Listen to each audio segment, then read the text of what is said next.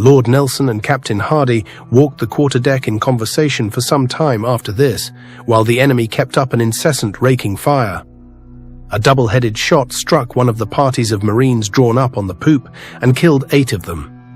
When his lordship, perceiving this, ordered Captain Adair to disperse his men round the ship, that they might not suffer so much from being together.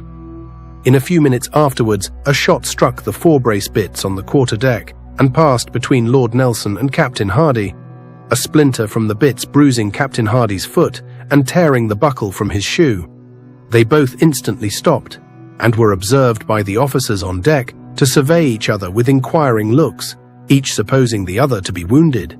His lordship then smiled and said, "This is too warm work, Hardy, to last long," and declared that through all the battles he had been in, he had never witnessed more cool courage than was displayed by the Victory's crew on this occasion. About 15 minutes past 1 o'clock, which was in the heat of the engagement, he was walking the middle of the quarterdeck with Captain Hardy, and in the act of turning near the hatchway with his face towards the stern of the Victory, when the fatal ball was fired from the enemy's mizzen top. The ball struck the epaulette on his left shoulder and penetrated his chest. He fell with his face on the deck. Captain Hardy, who was on his right, the side furthest from the enemy, and advanced some steps before his lordship, on turning round, saw the Sergeant Major of Marines with 2 seamen raising him from the deck, where he had fallen on the same spot on which, a little before, his secretary had breathed his last, with whose blood his lordship's clothes were much soiled. Captain Hardy expressed a hope that he was not severely wounded, to which the gallant chief replied, "They have done for me at last, Hardy." "I hope not," answered Captain Hardy. "Yes," replied his lordship, "my backbone is shot through." His lordship was laid upon a bed, stripped of his clothes, and covered with a sheet. While this was effecting, he said to Dr. Scott, "Doctor, I told you so. Doctor, I am gone." And after a short pause, he added in a low voice, "I have to leave Lady Hamilton and my adopted daughter Horatia as a legacy to my country." The surgeon then examined the wound, assuring his lordship that he would not put him to much pain in endeavoring to discover the course of the ball, which he soon found had penetrated deep into the chest and had probably lodged in the spine. This being explained to his lordship, he replied, he was confident his back was shot through. The back was then examined externally, but without any injury being perceived, on which his lordship was requested by the surgeon to make him acquainted with all his sensations. He replied that he felt a gush of blood every minute within his breast, that he had no feeling in the lower part of his body, and that his breathing was difficult and attended with very severe pain about that part of the spine where he was confident that the ball had struck. "For," said he, "I felt it break my back." These symptoms, but more particularly the gush of blood which his lordship complained of, together with the state of his pulse, indicated to the surgeon the hopeless situation of the case.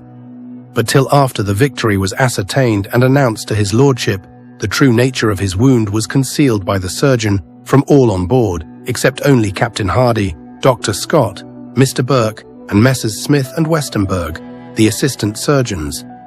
The Victory's crew cheered whenever they observed an enemy's ship surrender.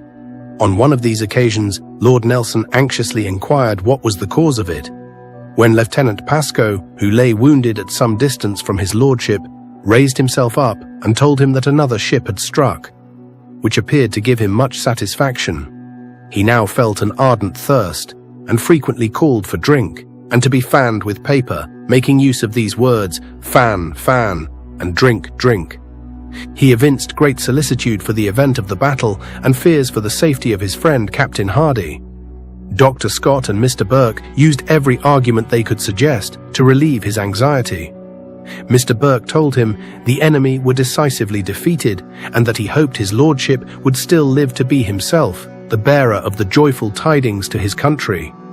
He replied, "It is nonsense, Mr. Burke, to suppose I can live. My sufferings are great, but they will all be soon over." Dr. Scott entreated his lordship not to despair of living, and said he trusted that divine providence would restore him once more to his dear country and friends. "Ah, doctor," replied lordship, "it is all over, it is all over."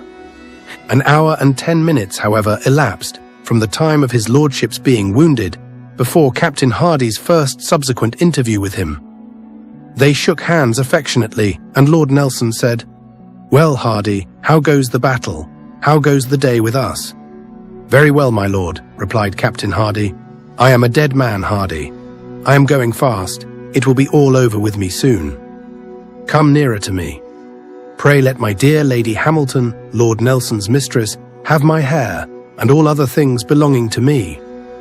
Captain Hardy observed that he hoped Mr. Beatty could yet hold out some prospect of life. "Oh no," answered his lordship, "it is impossible. My back is shot through. Beatty will tell you so." Captain Hardy then returned on deck and at parting shook hands again with his revered friend and commander.